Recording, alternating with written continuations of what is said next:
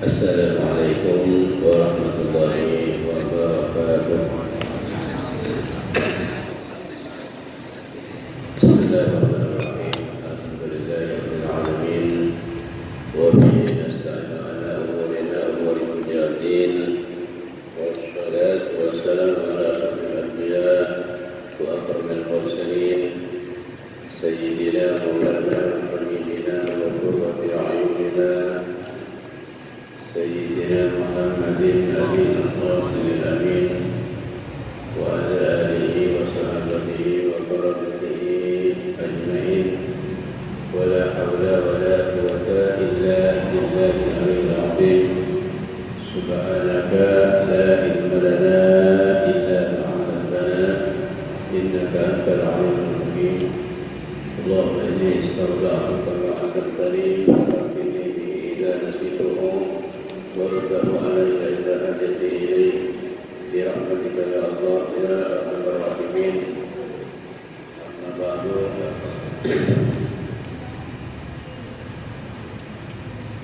Sayyidul Qawda al-Jami, para jemaah, para anggota pengajian rutin yang dirahmati Allah Subhanahu wa taala, utamanya para ta'lim masjid, para asatid yang ikut senantiasa berpartisipasi dalam pengajian ini. Mudah-mudahan kita semuanya memberikan rahmat pada Allah Subhanahu wa taala sehingga kita nanti di akhir hayat kita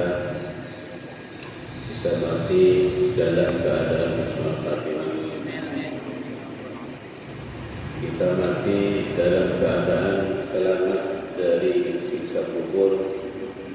Kita mati dalam keadaan selamat lulus bisa menjawab pemeriksaan dari malaikat Munkar Nakir atau kata orang Madura penakirun. Amin Allahumma amin. Berkat pengajian insyaallah kita nanti diselamatkan dari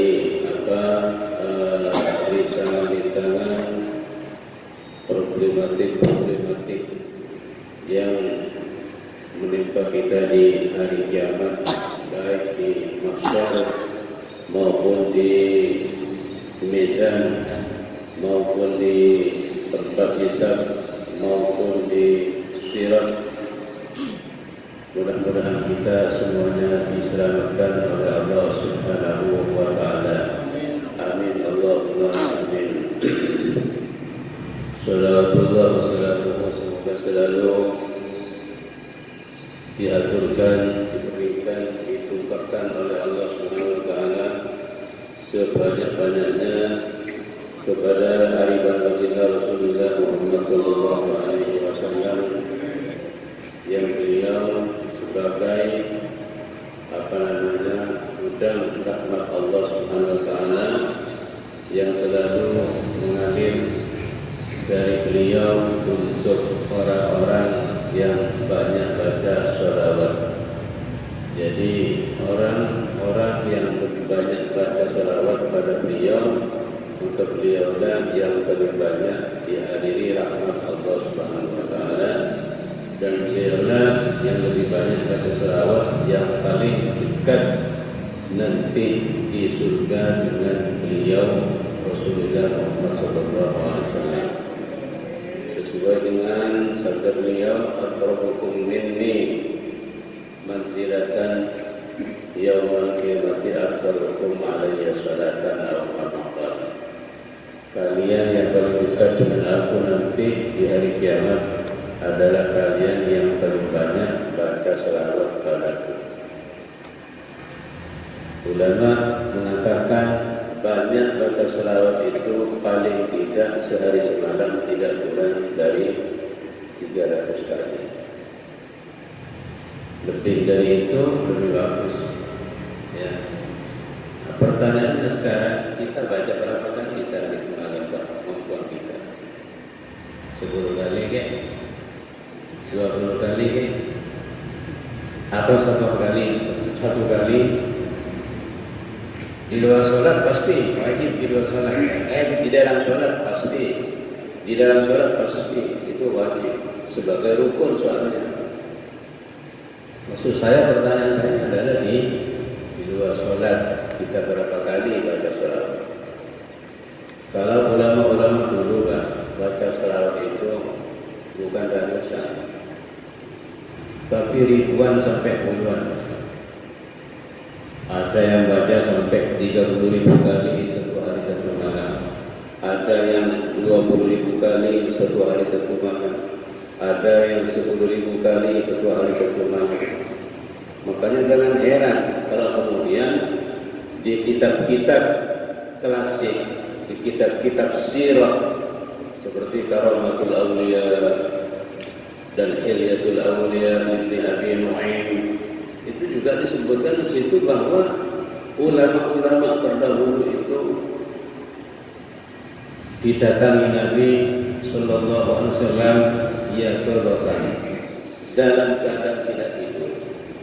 Beliau datang kepada ulama-ulama salaf itu. Kenapa? Ya karena banyak baca sholawat. Ya, banyaknya baca sholawat.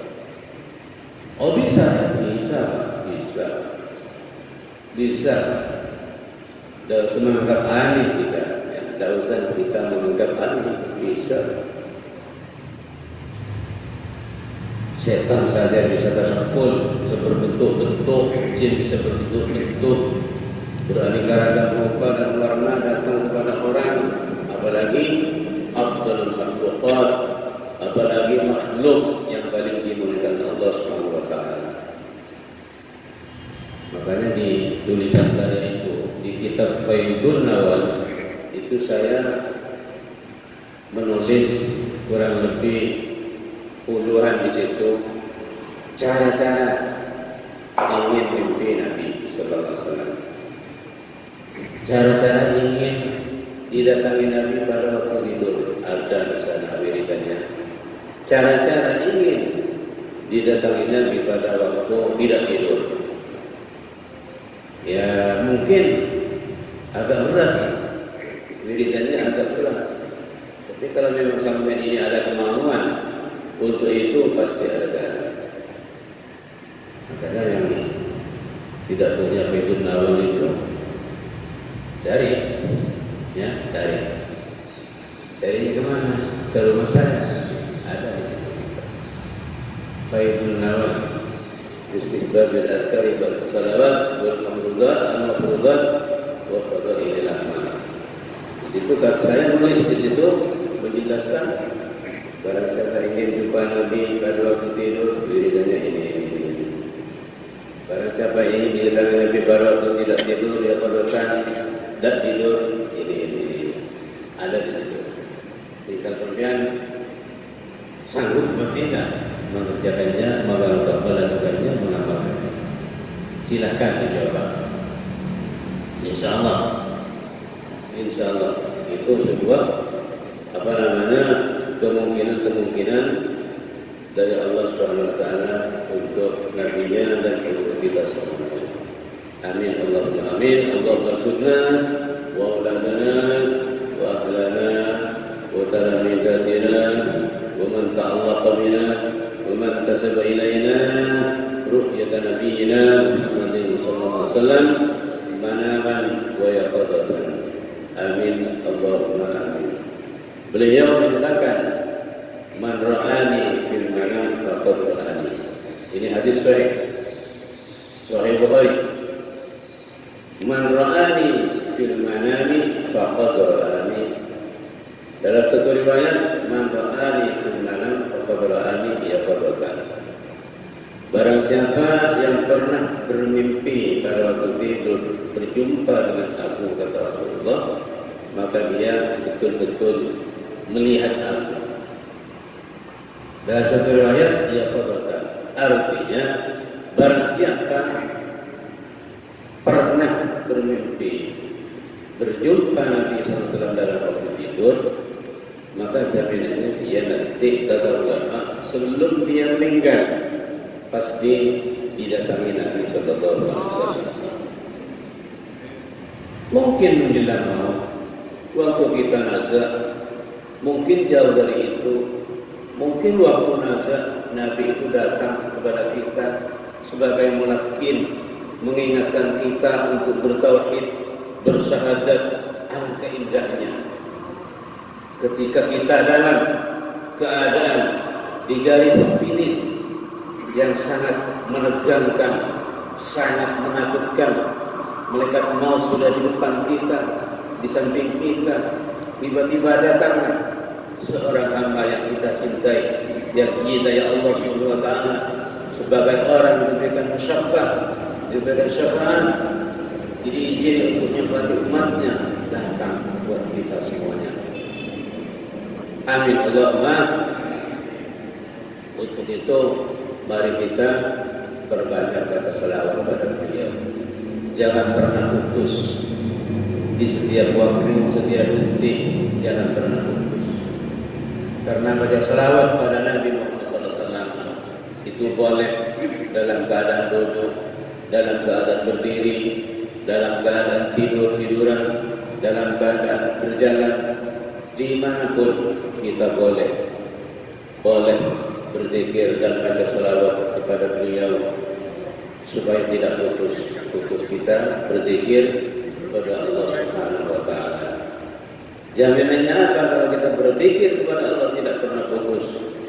Jaminannya itu adalah termasuk orang yang diberikan keistimewaan, mendahului orang-orang yang jarang berzikir kepada Allah Subhanahu wa taala.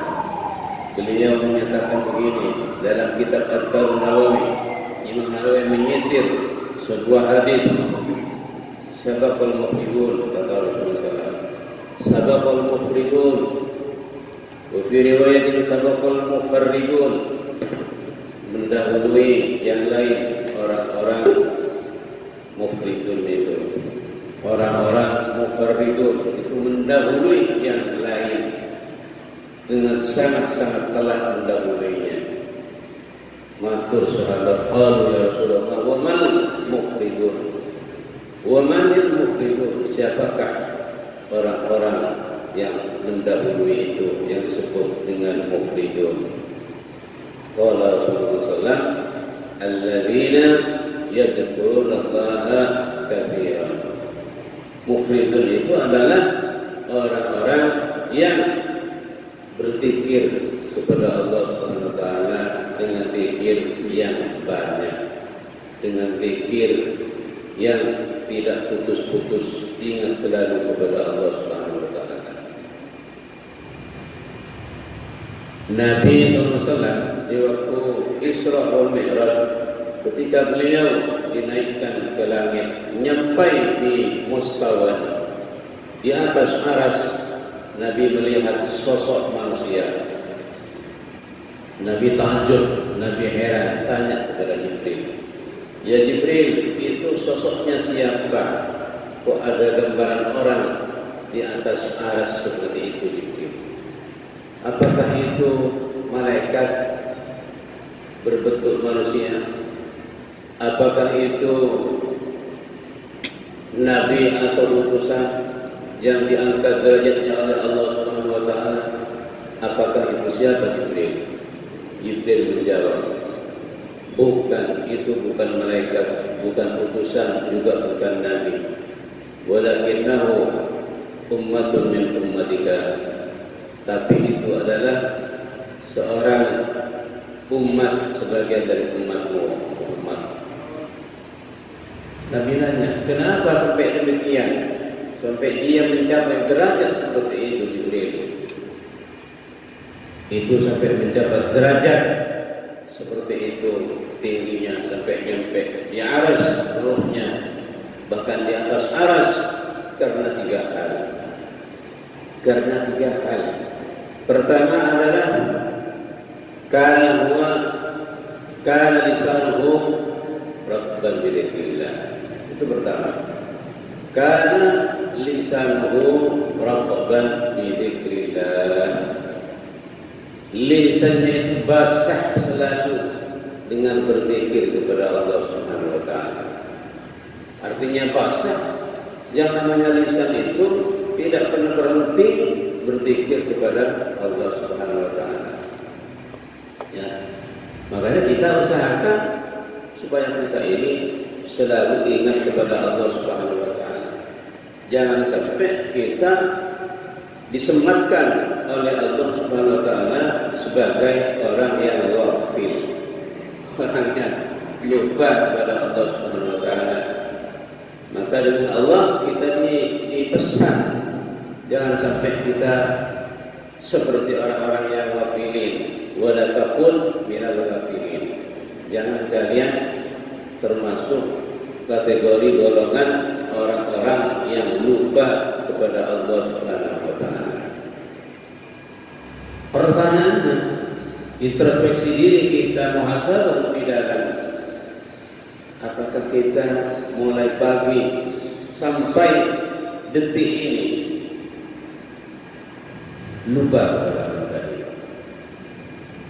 Ketika kita transaksi di toko, ketika kita berdagang, ketika kita bergaul dengan orang, ketika kita ada di pasar, ketika kita ada di kantor, ketika kita ada di jalanan, ketika kita ada di resepsi, ketika kita ada di tahlilan, ketika kita ada di kemantenan, apakah kita ingat kepada Allah Subhanahu wa taala atau tidak?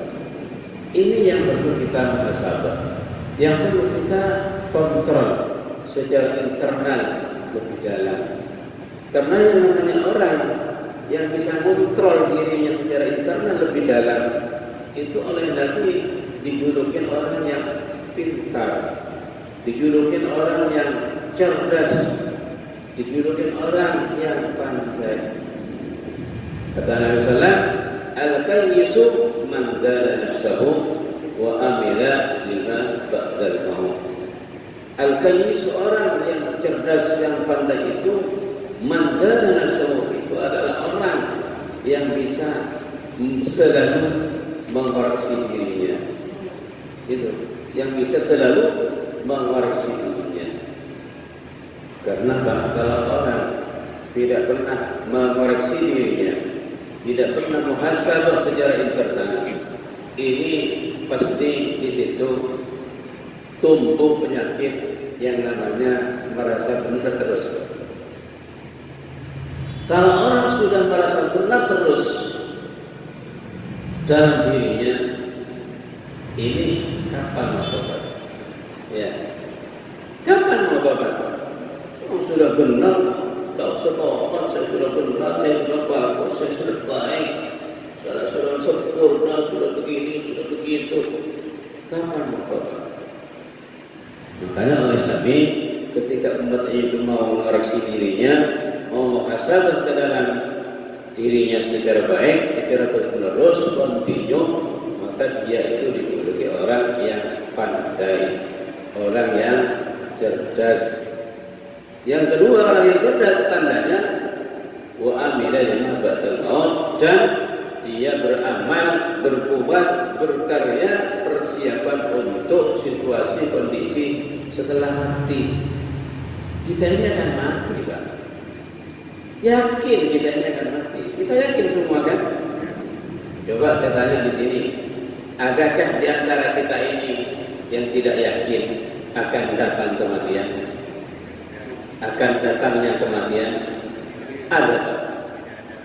Atau masih ragu sampai saya akan mati? Ada yang begitu? Atau sampai yakin saya tidak akan mati? Ada yang begitu? Tidak ada kan? Semua kita ini yakin bahwa kita ini pasti mati, kan begitu? Bahwa kita ini pasti mati. Semua orang itu yakin. Yang namanya orang Islam. Orang kafir pun mungkin yakin bahwa orang kafir pasti akan mati, kan begitu? Cuman bedanya, kalau orang Islam yakin mati dan yakin setelah mati itu nanti ada sesuatu, kan begitu. Tapi orang kafir yakin mati, tapi yang banyak setelah mati nanti tidak ada apa-apa. Setelah mati nanti Kita ini sudah mati jadi debu, hancur lebur jadi debu. Setelah itu tidak ada apa-apa pun. Tidak ada pertanggungjawaban nanti. Kapan pun. Enak kan? Begitu. Ini yang disebut alladzina yunkiruna al-ba'tsa. Kelompok-kelompok orang-orang yang ingkar hari kebangkitan, hari kehidupan kembali. Ini banyak yang seperti itu. Ada juga kelompok kafirun kufar yang meyakini bahwa nanti ada kehidupan setelah mati. Ada yang meyakini begitu. Ada, cuma tidak semuanya. Yang banyak orang kafir itu mengingkari kehidupan setelah mati. Jadi banyak ayat-ayat yang sudah menjelaskan bahwa orang kafir itu datang kepada Rasulullah SAW. Contohnya seperti Ubay bin Khalaf datang kepada Nabi Sallallahu Alaihi Wasallam membawa tulang yang sudah keropos, tulang sudah remuk. Doa dengan tangannya, Muhammad, apa iya Muhammad? Tuhan kamu itu nanti bisa menghidupkan tulang yang sudah remuk seperti ini, Muhammad. Ini orang kafir Quraisy yang namanya Ubay bin Khalaf. Apa iya Muhammad? Tuhan kamu bisa menghidupkan tulang yang sudah seperti ini. Apa kata Nabi? Ya Ubay bin Khalaf, iya nanti Allah akan menghidupkan lagi, termasuk Allah akan menghidupkan kamu lagi, kemudian nanti kamu akan dimasukkan dalam nerakanya. Oh, merah Ubay, marah Ubay juga begitu kan? Iya Ubay, nanti Allah akan menghidupkan tulang yang lebih remuk dari itu. Dan juga menghidupkan kamu nanti setelah mati di hari kiamat, kemudian Allah akan masukkan kamu dalam nerakanya. Marah yang namanya Ubay. Alhamdulillah, kita yang namanya umat Islam, utamanya kita yang duduk di sini ini, kita yakin semuanya bahwa kita nanti di hari kebangkitan pasti akan dihidupkan kembali oleh Allah Subhanahu wa taala. Makanya oleh Nabi, kalau orang itu betul-betul muhasabahnya baik, yang kedua berbuat persiapan untuk situasi dan kondisi setelah mati dan sampai hari kiamat, maka orang itu dijulukin al-qayyis, orang yang pintar dan orang yang cerdas. Ya. Sekali lagi kembali ke belakang, mundur sedikit tadi, bahwa kita perbanyak sholawat. Banyak cerita-cerita di sejarah, di kitab-kitab klasik, keistimewaan orang-orang yang banyak baca sholawat. Itu banyak sekali. Ada, saya baca di sebuah kitab, termasuk mungkin yang saya tulis itu ada di situ ceritanya. Ada seorang ulama, saya lupa namanya. Ini banyak bersahabat. Kemudian satu ketika di mimpi jumpa Nabi Sallallahu Alaihi Wasallam. Oleh Nabi Sallallahu Alaihi Wasallam ditarik lisannya, mau dikecup sama Nabi Sallallahu Alaihi Wasallam. Masya Allah. Coba lisan kamu itu ke sini, saya mau ngecup lisan kamu. Kenapa Rasul? Karena kamu lisan kamu itu banyak pada salawat padaku. Saya ingin menyentuh dengan mulut saya di lisan kamu. Dia malu tidak mau, oleh Nabi ditarik dalam mimpinya itu. Ternyata setelah ditarik, dikecup oleh Nabi SAW, dalam kitab itu disebutkan, kemudian harumnya Nabi, mulutnya itu menempel pada mulut kiai ulama itu. Menempel baunya sampai 8 hari tidak hilang baunya. Sampai istri dan keluarganya itu mendengar bau harumnya Nabi. Tidak ingin seperti ini. Ingin kan? Ingin. Ayo lakukan. Ada wiridannya. Di mana wiridannya? Di kitab yang saya tulis yang bernama Faidun Nawal. Tapi dengan bahasa Arab belum sempat menterjemah saya di situ. Kalau tidak ngerti nanti tanyakan saya, mana kiai wiridan yang bisa mimpi Nabi, mana kiai wiridan yang bisa kami didatangi Nabi secara tidak tidur? Ada Pak, ada. Segala sesuatu itu bisa terjadi, yang mungkin terjadi di kudrat iradat Allah Subhanahu wa taala, gitu ya. Ada lagi ulama disebutkan dalam sebuah kitab Mu'allif Mukhtasar Abi Jamrah, Mukhtasar dari Sahih Bukhari, itu menyebutkan setiap hari beliau menulis kitab meringkas dari Sahih Bukhari itu tidak Nabi. Ya mungkin sampai tak percaya, betul tak percaya karena tidak pernah sampai, mungkin tak percaya. Dan apa tak percaya?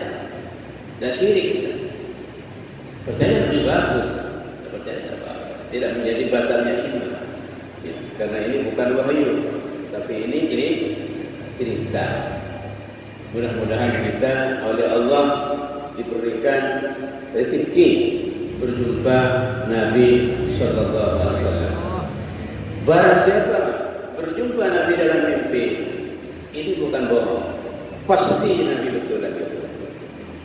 Umpama sampean Pak Munir ini mimpi jumpa Nabi, tapi bentuknya kok lain. Kalau Nabi itu kan pakainya jubah, gamis, putih-putih, hijau-hijau, pakai imaman seterusnya. Itu kok saya jumpanya kok lain. Pakai celana levis lagi, pakai jaket levis dan seterusnya. Kok seperti bukan penampilan dalam kitab-kitab yang dikenal.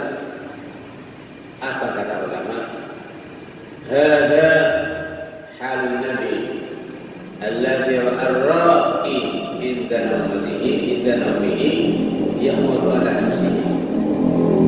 Mimpinya orang yang tidur, mimpi Nabi SAW dengan penampilan yang tidak jelas dan tidak cocok dengan samail di kitab-kitab yang kita baca, itu kembali kepada tingkah laku orang yang mimpi.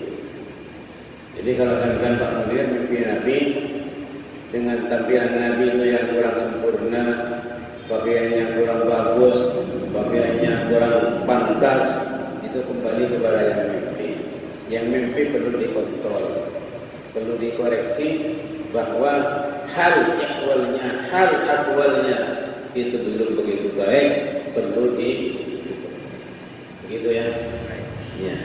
Karena Nabi itu bersabda begini dalam kitab Sahih, "Man ra'ani fil manam faqad ra'ani, fa inna asy-syaitana la yatamatsalu bi."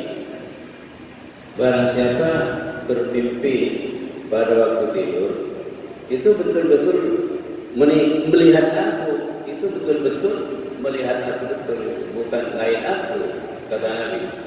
Man ra'ani fil manam faqad ra'ani. Barang siapa melihatku dalam mimpi, maka betul-betul dia melihat aku betulan, bukan orang lain. Kenapa demikian? Fa inna asy-syaitana la yatamatsalu bi. Karena sungguhnya setan ini tidak bisa menyerupai aku. Setan tidak bisa menyerupai Nabi, Pak. Tidak bisa menyerupai Nabi. Kalau setan menyerupai Pak Arko ini bisa. Ya, Pak Astro. Bisa Pak. Setan datang waktu sampai ngaji di sini, datang ke rumah sampean, bilang sama istri, saya Pak Astro. Bisa nggak? Kalau mau menyerupai Nabi tidak bisa. Makanya kalau orang mimpi Nabi walaupun betul seperti Allah, itu betul-betul Nabi SAW. Cuma kalau tidak asli, itu berarti kembali kepada yang mimpi. Harus dikontrol dirinya. Gitu, ya. Para bapak, para ibu yang sangat saya hormati, ini sebagai mukaddimah. Seterusnya saya memang ingin membahas tentang hati, Pak. Jadi materi yang akan dibahas selain ini akan membahas hati. Hati itu bahasa Arabnya al-qalbu. Al-qalbu itu dari segi bahasa Secara lughatan, secara lughawi maknanya al-qalbu itu bolak-balik. Pagi-pagi begini, sore begitu.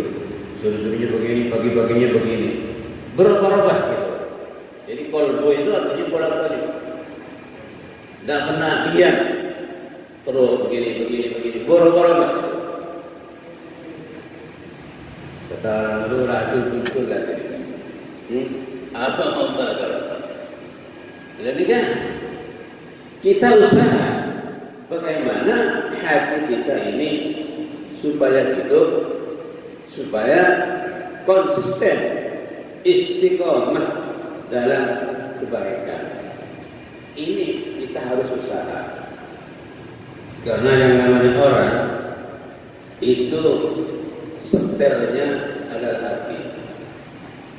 Karena itu Nabi bersabda, "Inna fil jasadi lamudghatan, idza salahat salaha jasadu kulluh, wa idza fasadat fasada jasadu kulluh, ala wa hiya qalbu." Kata beliau, kama sesungguhnya di dalam jasad ini lamudghatan, ada sebuah daging kempel, ya. Daging, segumpal daging di dalam badan kita ini, di dalam jasad kita ini. Kalau segumpal daging itu bagus, maka seluruh anggota badan ini ikut bagus. Kalau segumpal daging itu buruk, jelek, maka anggota badan akan jelek. Kalau segumpal itu bagus, semuanya bagus. Mata bagus, telinga bagus, hidung bagus, tangan bagus, kaki bagus, pikiran, ingatan, akal bagus semuanya. Tapi kalau gumpal daging ini jelek, maka semuanya akan jelek. Apa kata Nabi? Ala wa biyal qalbi. Ingat-ingat bahwa segumpal daging itu adalah hati. Oleh karena itu, hati ini kita perlu jaga. Perlu kita jaga, perlu kita pelihara, perlu kita awas terus. Bagaimana kita usaha-usaha giat-giat kita ini supaya hati ini menjadi hati yang baik, menjadi hati yang hidup, tidak menjadi hati yang mati, tidak menjadi hati yang keras, yang atos kata orang Jawa, tidak. Tapi kita usahakan bagaimana hati kita ini supaya lembut. Supaya apa? Supaya subur. Kata orang Madura, ardum. Suatu ketika Nabi Isa alaihissalam itu bertanya kepada umatnya, wahai umatku, kata Nabi Isa. Dalam kitab disebutkan, di manakah menurut kalian tumbuh-tumbuhan itu bisa tumbuh dengan subur? Jawab umat itu, fil ardir rahwati yambutun nabat bi khairin wa hasbin fil ardir rahwati.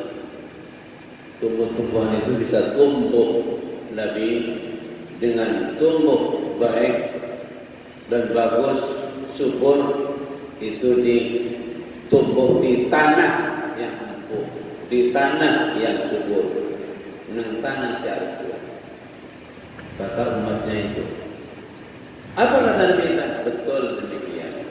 Begitu juga kata Nabi Isa, wa kadzalikal khairat wassalihat la tambutu illa fi qalbin rahwin.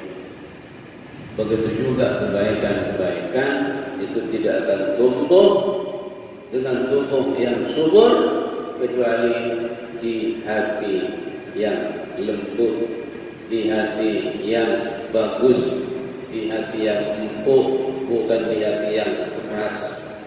Makanya kita usahakan bagaimana hati kita ini supaya menjadi hati yang lembut, tidak keras, yang subur, bisa ditumbuhin apa saja. Karena kalau hati itu baik, hati itu subur, hati tidak keras, diberikan nasihat bentuknya seperti apa saja, itu pasti menerima. Diajak berjuang, oke, Diajak silaturahim, setuju hati menerima. Diajak berinfak, setuju hati menerima. Diajak mengaji, setuju hati menerima. Diajak membangun masjid, setuju hati menerima. Diajak menyabung, tolak dengan keras, hati tidak akan menerima. Diajak memfitnah orang, kita tolak karena hati kita hidup, kita tidak menerima. Itu kalau hatinya lembut, hati yang tidak keras. Makanya di sini saya membagi hati. Di sini ada dua. Al-qalbu ala qismain. Hati itu ada dua. Hati itu ada dua. Bukan hatinya, bukan zatnya yang dua, Pak, tapi sifatnya maksudnya. Jadi sifat-sifat hati itu ada dua. Pertama, hati itu hati yang hidup. Yang kedua itu hati yang mati. Hati yang hidup, ya, al-qalbul hayy, hati yang hidup, kemudian hati yang mati. Hati yang hidup itu biasanya dihiasi dengan iman kepada Allah Subhanahu wa taala. Dihiasi dengan kalimat tauhid kepada Allah Subhanahu wa taala. Dihiasi dengan hidayah oleh Allah Subhanahu wa taala. Dihiasi dengan taufik oleh Allah Subhanahu wa taala. Ini hati yang hidup. Tapi hati yang mati ini tidak mungkin dihiasi dengan taufik, dihiasi dengan hidayah, dihiasi dengan tauhid, tidak mungkin. Hati yang mati itu sepi dari itu semuanya. Jadi kalau hati mati itu sepi, jauh dari kalimat tauhid, jauh dari kalimat tauhid. Kemudian, apakah ada tanda-tandanya hati hidup? Tanda-tandanya hati itu banyak. Pertama adalah alamatul qalbil hayy. Tanda-tanda hati yang hidup itu pertama itu adalah al-khushu'u fi ibadatihi wa ta'atihi. Ya. Hati yang hidup itu khusyuk di waktu melaksanakan ibadah dan taat kepada Allah Subhanahu wa taala. Itu artinya hatinya hidup. Pertanyaannya begini, saya tadi waktu sholat apakah khusyuk atau tidak? Kalau sampai menjawab, saya tadi waktu sholat khusyuk, mulai takbiratul ihram sampai assalamualaikum, saya selalu ingat kepada Allah dan selalu ingat kepada apa yang saya baca. Ketika kita mengatakan iyyaka na'budu wa iyyaka nasta'in, betul-betul nyambung kepada Allah Subhanahu wa taala. Hanya kepadamu ya Allah aku menyembah. Dan hanya kepadamu ya Allah aku minta tolong. Apakah begitu salat kita tadi? Atau hanya baca saja? Mulut baca alhamdulillahirabbil alamin, arrahmanir rahim, maliki yaumiddin, tapi hatinya tidak nyambung ke Allah Subhanahu wa taala. Yang bisa jawab sampean semua. Bukan saya yang nanya ini, tapi sampean sendiri yang bisa jawab. Atau memang hati kita ini setengah hidup atau setengah kalender ya. Setengah kalender ya. Kayak ingat, kayak enggak waktu sholat gitu ya. Tahu-tahu sudah assalamualaikum. Kok saya selesai sholat ini? Padahal belum merasakan dari takbir. Iya, ada begitu ya? Loh, kok sudah selesai? Sudah assalamualaikum. Padahal belum saya merasakan yang namanya sholat ini.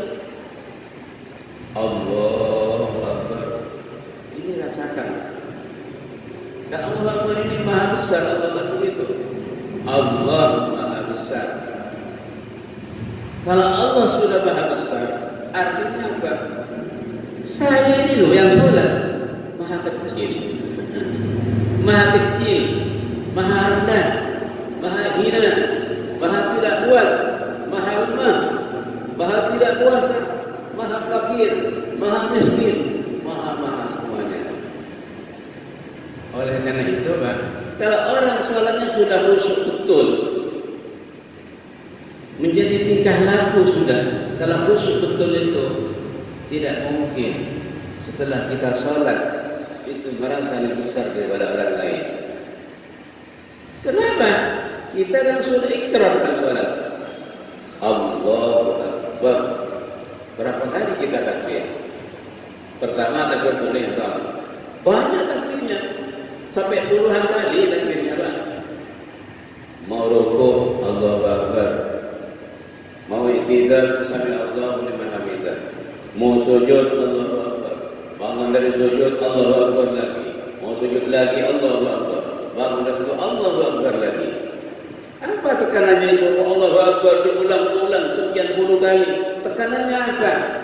Tekanannya jangan sampai kita ini sebagai hamba Allah merasa besar, merasa gede, merasa lebih bagus dari orang lain, merasa lebih besar pada orang lain. Kita harus merasa rendah, Pak. Ya, ini namanya latifah, kelembutan atau sir daripada salat. Allahu Akbar diulang-ulang berapa kali? Coba hitung. Saya dah hafal berapa kali? Banyak sekali diulang-ulang. Allahu Akbar, Allahu Akbar, Allahu Akbar. Caranya di situ.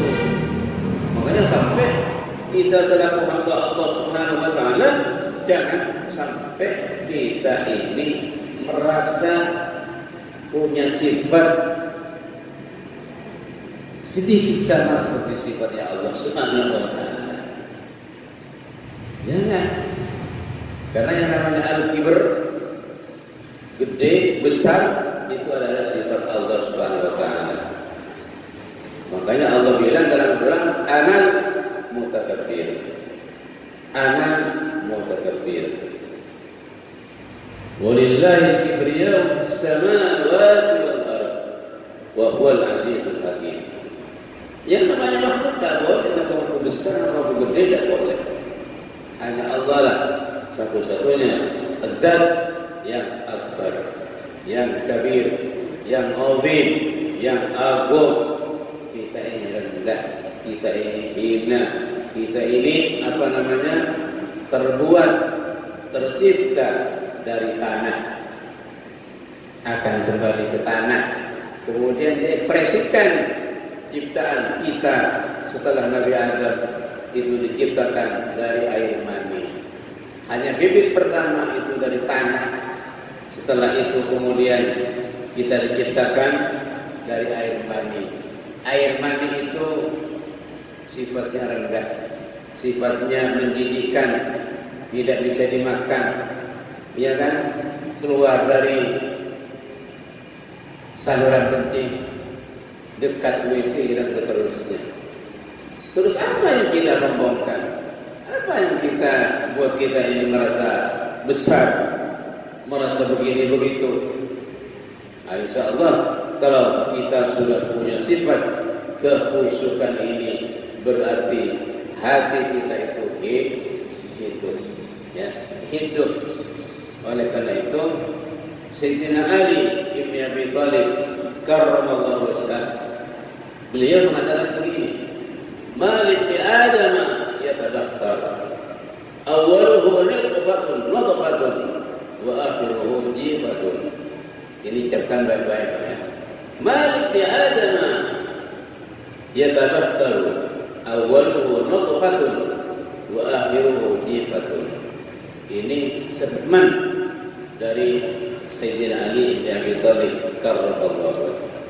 Malik bi Adam yatadakhtar, apa sih anak Adam itu kok sombong, kok takabur, kok congkak, diberi pangkat sedikit saja banyak sombongnya bukan main.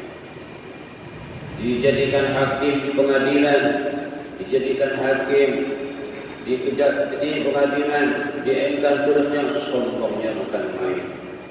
Sehingga dari sombongnya tidak adil memutuskan perkara, memutuskan hukum, tidak adil. Banyak orang-orang yang dizalimi dan seterusnya. Itu kan sombong, bukan main sombong seperti itu. Mentang-mentang dia hakim, mentang-mentang dia begini begitu. Alhamdulillah. Makanya apa Adam itu kok sombong kata tidak aneh. Awalnya nutfatun, awalnya terbuat dari mani menjijikan. Wa akhiruhu jifatun, dan pada akhirnya dia mati menjadi bangkai. Lebih menjijikkan daripada bangkai tikus, bangkai manusia ini. Subhanallah, kata Nabi, manusia itu kalau mati yang busuk duluan apa? Perut. Yang busuk duluan perut. Kenapa kok perut? Perut itu semuanya masuk. Dalam perut semuanya masuk, dari mulut ke perut, dari mulut ke perut. Perut mengoper, dioper ke tubuh yang lain, dioper ke mata, dioper ke betis, ke kaki, ke tangan, ke telinga, ke kepala dan seterusnya. Perutlah tempat sarangnya segala sesuatu di perut. Oleh karena itu, kalau kita mati, itu yang busuk pertama itu adalah perut. Makanya kita harus ingat kepada pertanyaan Sayyidina Ali tadi. Apa sih anak Adam itu kok sombongnya bukan main? Dia terdaftar, padahal awal ciptaannya itu mani, nutfah, yang pada akhirnya, pada endingnya itu menjadi bangkai yang baunya bukan main, menjijikkan, lebih bau daripada bangkai tikus dan binatang. Ingat itu Pak, insya Allah kalau ingat itu, insya Allah kita tidak akan sombong, tidak akan sombong. Oleh karena itu, kembali ke belakang, yang namanya hati itu baik, hati itu hidup, tanda-tandanya pertama itu adalah khusyuk. Khusyuk kapan? Fil ibadati wal ta'ati, dalam waktu ibadah dan ta'at. Khusyuk itu artinya apa? Sampai ngerti khusyuk. Khusyuk itu artinya definisinya al-khusyu'u huwa tuma'ninatul qalbi ilal ma'budi ma'asukunil jawarihi. Itu khusyuk. Yang disebut khusyuk itu adalah tentramnya hati ketika kita ibadah, ketika kita sholat, ketika kita taat, hati tentram, fokus ilal ma'bud, kepada zat yang kita sembah. Ma'asukunil jawarih, beserta diamnya anggota badan tidak bergerak kecuali yang diperbolehkan dan yang disuruh. Itu namanya khusyuk. Kalau kita waktu sholat, hati kita tentram, fokus kepada Allah Subhanahu wa Ta'ala, itu khusyuk artinya.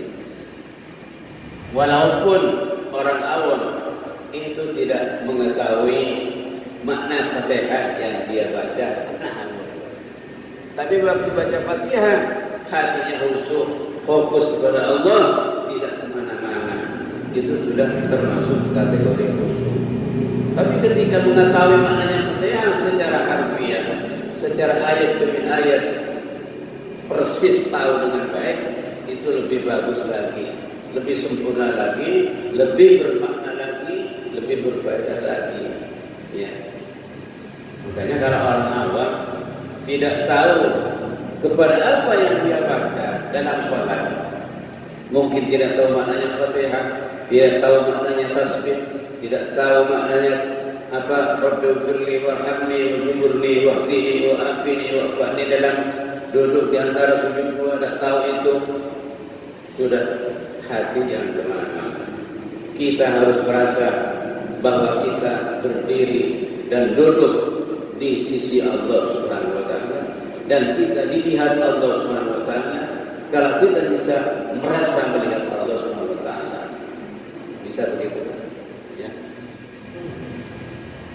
Karena kan begini Pak, kalau orang awam, orang umum Itu mungkin ya kalau tidak mempelajari ya tidak tahu maknanya doa di dalam salat. Tapi kalau mempelajari walaupun awam, sering baca buku dan seterusnya, dan mungkin sering nanya datang ke pengajian, insya Allah tahu apa yang dibaca di dalam salat itu sangat penting untuk kita tahu maknanya. Karena apa? Karena itu sangat membantu kekhusyukan kita di dalam salat. Semisal umpamanya Bismillahirrahmanirrahim, dengan nama Allah yang Maha Pengasih dan Maha Penyayang. Itu resepkan kan? Resepkan itu dalam hati. Alhamdulillahirabbil alamin. Segala puji bagi Allah. Segala puji milik Allah. Artinya apa? Resepkan kita ini tidak punya apa-apa.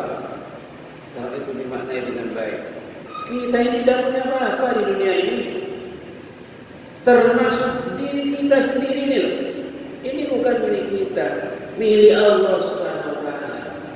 Kapanpun diambil Allah Subhanahu wa taala, kita relakan.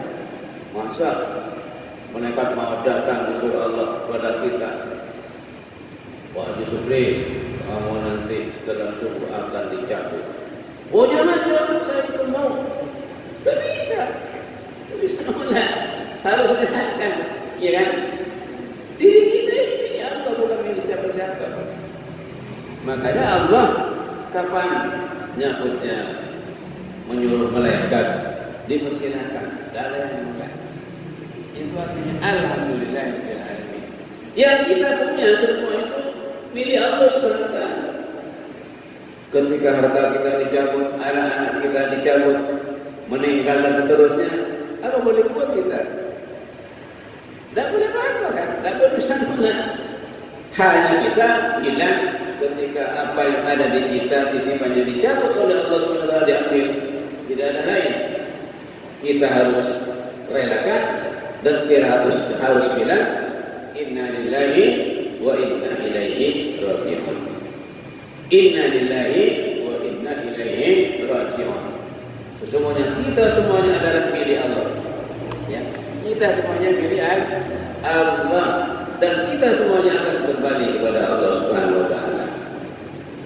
Jadi apa yang ada di kita ini ibaratnya begini. Bahasanya dari segi redaksinya begini. Apa yang kita punya itu seperti kalimat begini. Ad-daru lil bait. Ya. Al-baitu ad-daru lil bait. Rumah itu apa? Pintu itu milik rumah. Ini kata-kata ya. Ad-daru lil baiti atau ad-daru lil masjid. Pintu itu milik masjid. Pintu itu milik rumah. Apakah memiliki rumah itu? Pertanyaannya, apakah secara hakikat rumah itu memiliki pintunya? Kan tidak kan? Siapa yang memiliki? Yang memiliki orang yang punya rumah. Kan begitu? Sama dengan itu. Jadi ini rumah yang bagus itu punya Pak Astro. Hanya diserupakan saja. Hakikatnya milik siapa? Milik Allah Subhanahu wa taala. Ketika diambil oleh yang punya, apa kita bisa menghalangi? Tidak bisa. Karena yang punya yang ambil sudah kita serahkan, kita relakan saja. Hanya kita tugasnya kembali kepada Allah Subhanahu wa taala dan mengatakan inna lillahi wa inna ilaihi raji'un. Itu ya. Ini sir sebagian dari sir salat. Ya, jadi kalau kita hayati salat itu masalah. Makanya orang kalau sudah salatnya baik, salatnya bagus, salatnya berkualitas, insyaallah ibadah-ibadah yang lain ikut juga baik. Mudah-mudahan kita bisa memperbaiki salat kita semuanya berangkat dari hati, hidup dan khusyuk tandanya. Tanda yang kedua hati yang hidup, wal buka, menangis Pak. Al buka inda sama'il ayati, menangis ketika mendengar bacaan ayat-ayat Allah. Quran dilantunkan, dibaca, sholawat dibaca, air matanya mengalir, air mata netes sedikit demi sedikit sehingga pipi dan hidungnya basah. Itu menangis, terharu kepada ayat Allah, takut kepada isi ayat Allah Subhanahu wa taala terusnya. Pertanyaannya, pernahkah kita sewaktu mendengar ayat Allah dibaca kita menangis? Pertanyaannya begitu. Pernahkah kita menangis? Yang bisa sampai jawab sendiri. Ya, pernahkah kita menangis? Buka, ini tandanya hatinya. Kalau hatinya keras, walaupun dicubit tidak akan nangis. Ya, makanya hati ini dibikin lembut, dibikin empuk supaya ketika ada ayat dibaca, hati ini tersentuh, hati ini langsung terharu, hati ini kadang-kadang langsung takut, hati ini kadang-kadang langsung cemas menangis, hati ini kadang-kadang bercampur takut, cemas, terharu dan berharap dan terusnya campur-campur begitu. Akhirnya apa? Timbullah hati ini menangis kepada Allah Subhanahu wa taala. Apa itu ayatnya? Kharru mukiyar. Di awalnya ayat apa? Lupa saya. Wa idza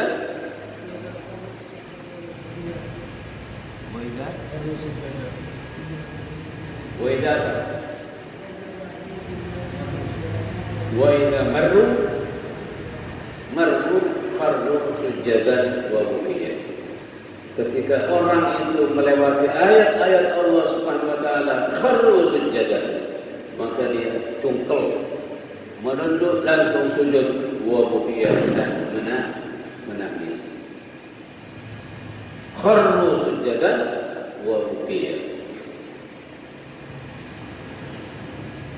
Kadang-kadang kita ini kan salah kaprah, subhanallah lah.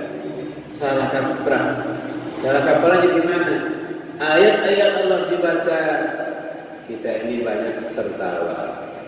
Ayat-ayat Allah dibaca, kita ini banyak ngobrol dengan obrolan yang kadang-kadang tidak memperhatikan ayat-ayat Allah itu. Bagaimana kita bisa nangis kalau begitu? Ketika ayat dibaca, maka kita harus memikir, tadabbur, bagaimana ayat ini isinya. Para ulama salaf Pak, yang saya baca ceritanya di kitab-kitab klasik, yang namanya ada seorang tabi'in namanya Ibnu Sirin radhiyallahu anhu. Beliau kalau menangis di waktu malam karena takut kepada Allah Subhanahu wa taala, itu sampai mengalir ke bawah dari atas tempat salat, itu mengalir, netes begini air mata sampai basah tanah yang di bawah tempat salat itu dengan air mata. Subhanallah. Jadi kalau orang-orang salaf yang begitu nangisnya kepada Allah Subhanahu wa taala. Terus kita bagaimana? Kita nangis kalau susah, kita nangis kalau kena musibah, kita menangis kalau anaknya mati, kita nangis kalau istrinya sakit, kita nangis kalau istrinya kena musibah dan terusnya. Kita nangis kalau hartanya hilang dicabut oleh Allah Subhanahu wa taala. Tapi tidak pernah menangis karena nangis takut kepada Allah Subhanahu wa taala. Padahal yang namanya menangis karena takut kepada Allah Subhanahu wa taala, itu air mata yang jatuh setetes demi setetes, itu diambil oleh malaikat untuk apa? Dijadikan senjata pamungkas nanti untuk menjadi pemadam api neraka yang ingin membakar sampean. Saya sering cerita itu, cerita lagi. Makanya air mata itu bisa menjadi pemadam api neraka. Makanya beliau bersabda, qatratun min dumu'il ain tudfi'un nar. Satu tetes dari air mata yang menangis itu bisa memadamkan api neraka. Satu tetes saja, Pak. Apalagi banyak tetes. Tetes yang banyak menetes dari mata ini. Dumu qatratun min dumu'il ain min khasyatillah tudfi'un. Tetes dari air mata yang kena takut kepada Allah, menangis, ini bisa memadamkan api neraka. Insyaallah kita mulai dari sekarang niat sewaktu malam nanti jam 3, jam 2 bangun munajat tahajud salat kita menangis kepada Allah Subhanahu wa taala. Maka kata Nabi sallallahu alaihi wasallam, "Ibku menangislah kalian. Fa in lam taku fatabaqau." Menangislah kepada Allah. Kalau tidak bisa menangis, ayo pura-pura nangis sehingga nanti pada akhirnya nangis juga. Begitu ya.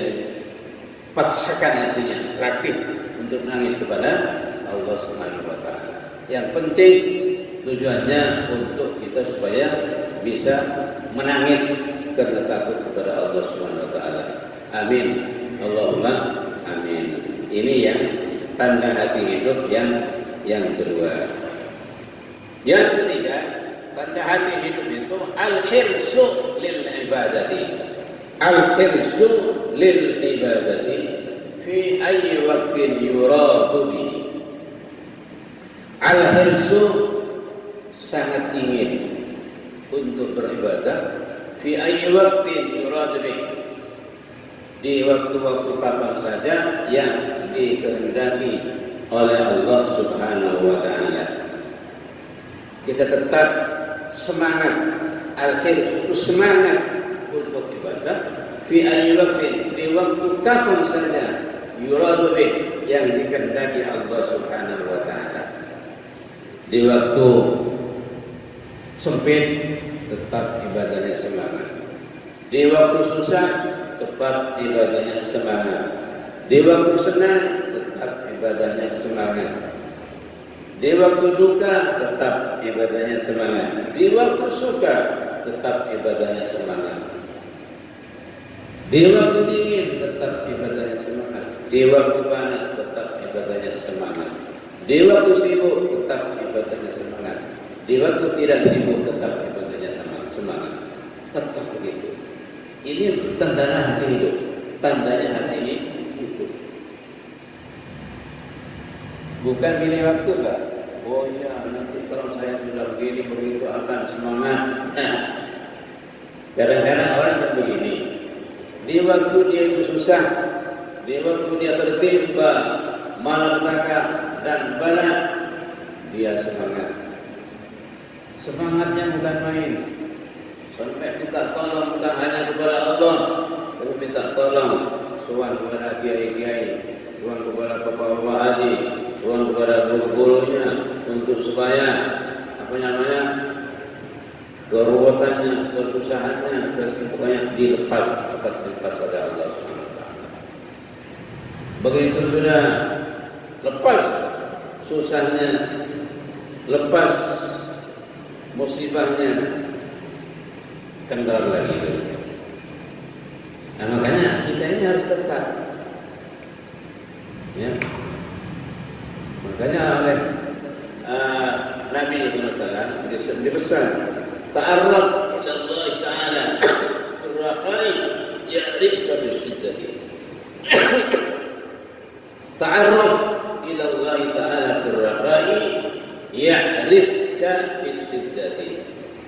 Ta'arraf, mengenallah kamu kepada Allah fi rakha, dalam waktu apa? Sejahtera, dalam waktu mudah rezekinya, dalam waktu mudah urusannya, kenal kepada Allah Subhanahu wa taala.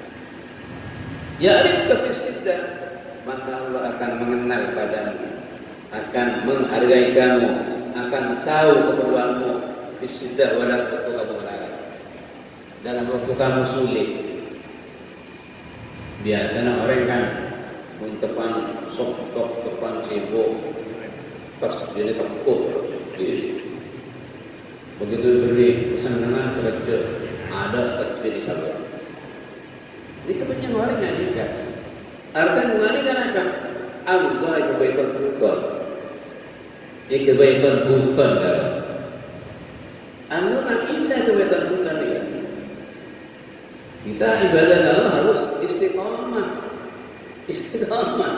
Makanya kata di sini al-hirsu fil ibadati fi ayyi waqtin yuradu bihi.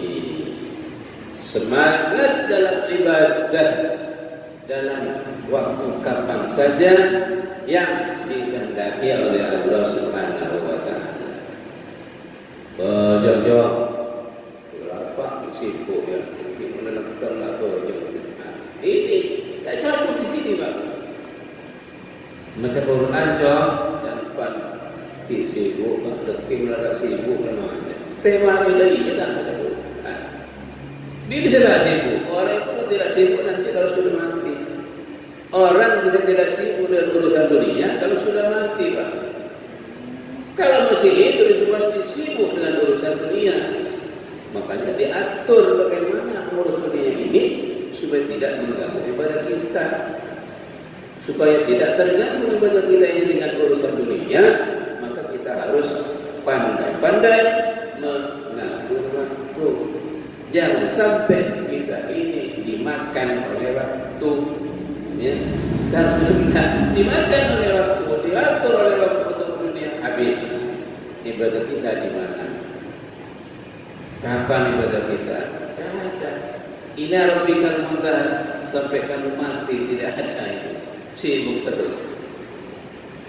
Makanya mun ibadah kita aja sengaja. Tidak aja sengaja. Engkau mula umur sebitar berpikir bahwa engkau mula umur sebitar berpikir bahwa ikut setiap orang bisa. Dari umur 20, dari umur 15, ayo bangkit sudah. Tumbuhkan semangat ibadah kepada Allah SWT. Mana sengaja? Mana sengaja sampai mati kita katanya. Kita harus semangat. Itu baru tandanya hati yang hidup. Itu baru berapa? 3 ya? 3. Pertama khusyuk, yang kedua menangis, yang ketiga itu semangat. Insya Allah yang lain pasti banyak akan diteruskan nanti pengajian yang akan datang. Demikian yang bisa sampaikan pengajian ini, mudah-mudahan bermanfaat, bisa mengingatkan kita semuanya ke depan kita lebih baik, karena terus terang saja kita makin hari ini makin dekat mati. Makin hari, makin minggu, makin bulan, makin tahun, jelas makin dekat mati. Makin aja jauh. Kalau bijan mohon maaf. Wassalamualaikum warahmatullahi wabarakatuh. Kalau masih ada kekurangan, bisa disambung dengan pertanyaan. Monggo.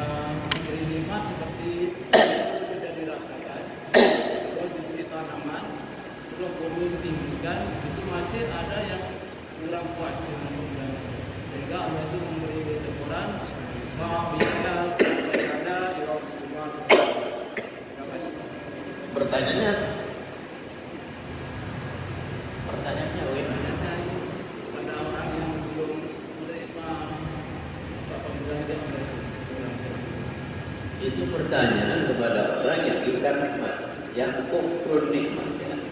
Ya. Jadi pertanyaan itu, kenapa kamu manusia dan jin kok masih mendustakan nikmatku? Itu bukan hanya untuk orang kafir. Jadi untuk orang Islam, manusia dan jin, yang kafir hakikat juga yang kafir nikmat. Yang kafir nikmat itu contohnya seperti orang diberi nikmat tapi tidak ditempatkan ke tempat yang semestinya.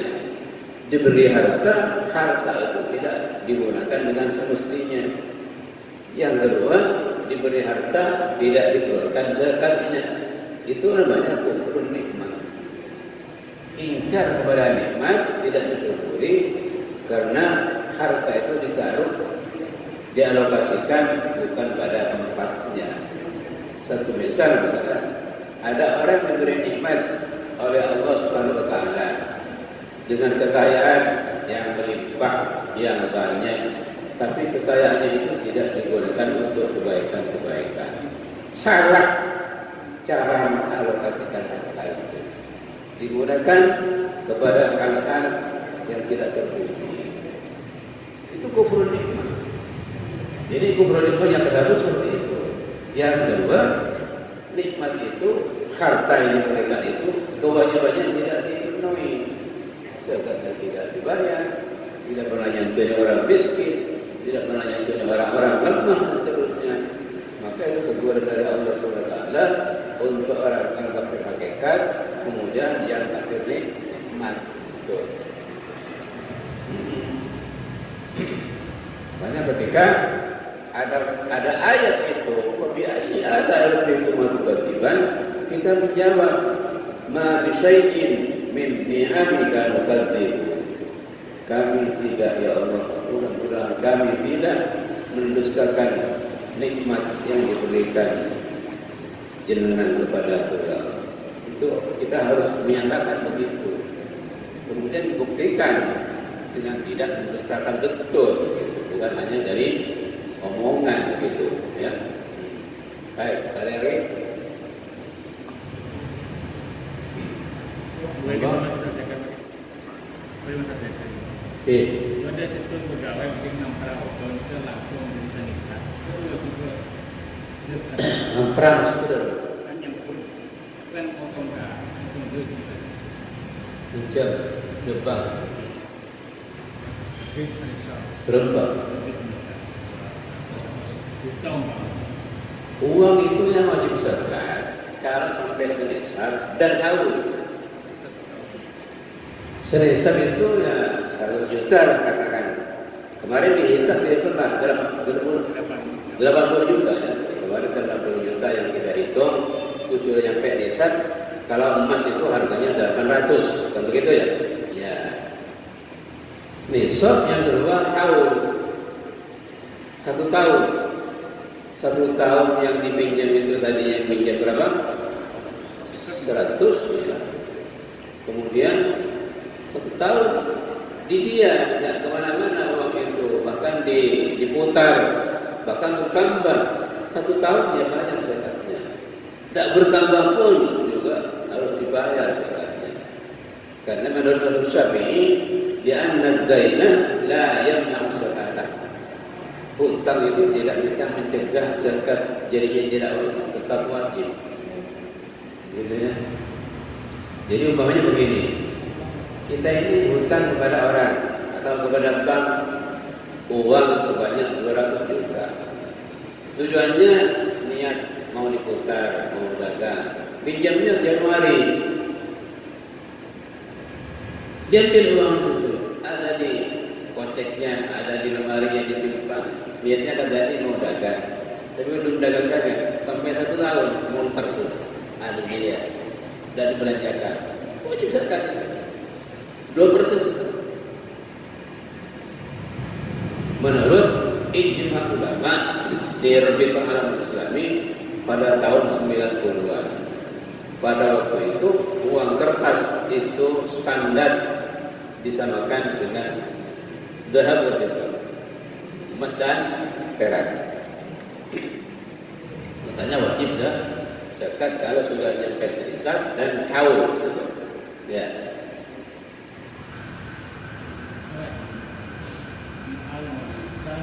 Sholat itu harus diistabil.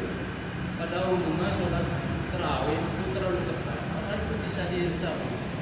Kalau saya tidak mampu kepada imam yang cepat, saya sendiri tidak akan mampu kepada imam yang cepat. Ya, saya sendiri tidak mampu. Lebih baik sholat sendiri kalau saya. Saya paling benci sholat di belakang imam yang cepat. Saya benci, saya tidak senang saya. Lebih baik sembahyang sendiri.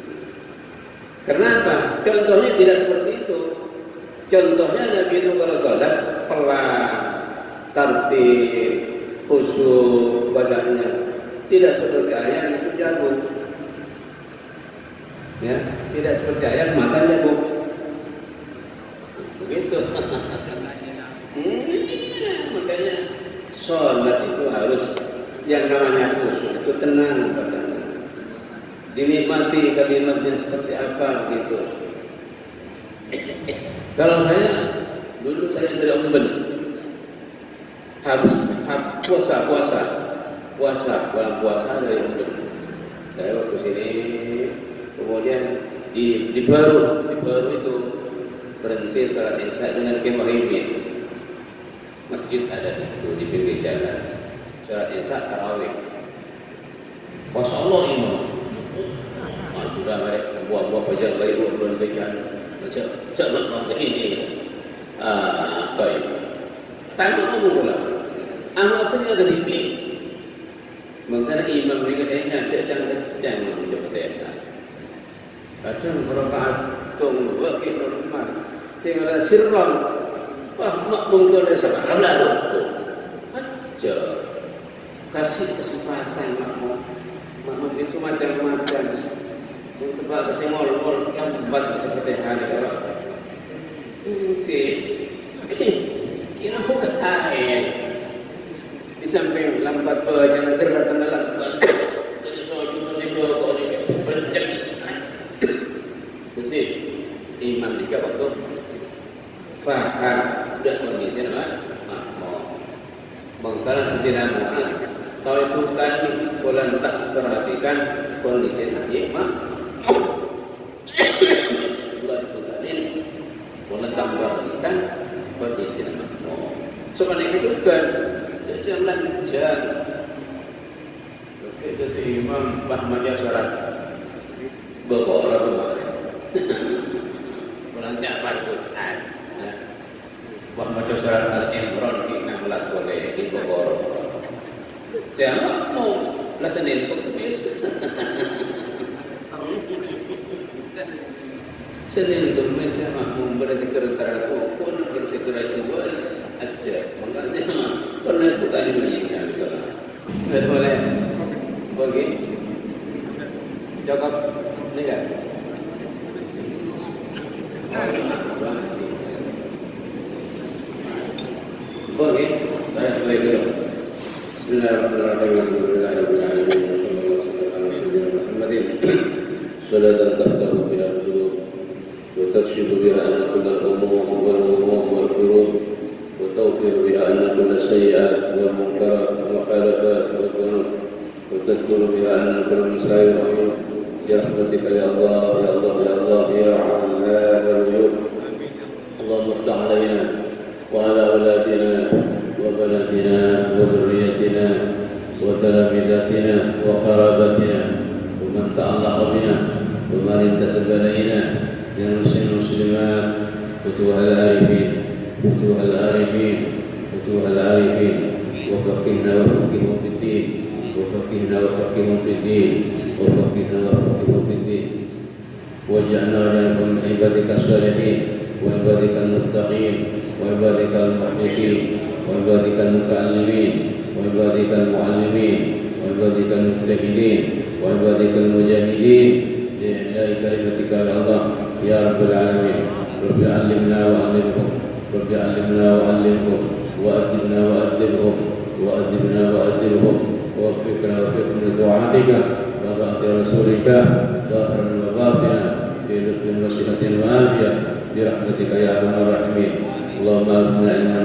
به أوامرك ونواهيك وارزقنا فهم نعلم به كيف نناجيك وارزقنا فهم النبيين وحفظ المرسلين وإلهام الملائكة المقربين اللهم أغننا بالعلم وزينا بالحلم وأكرمنا بالتقوى وجملنا بالصحة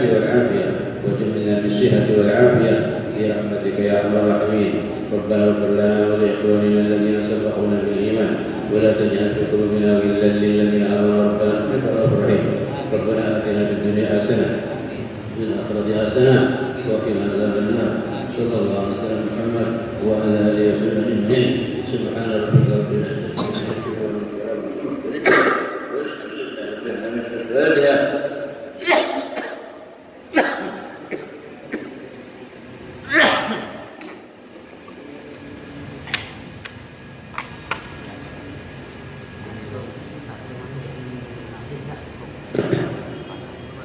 Thank you.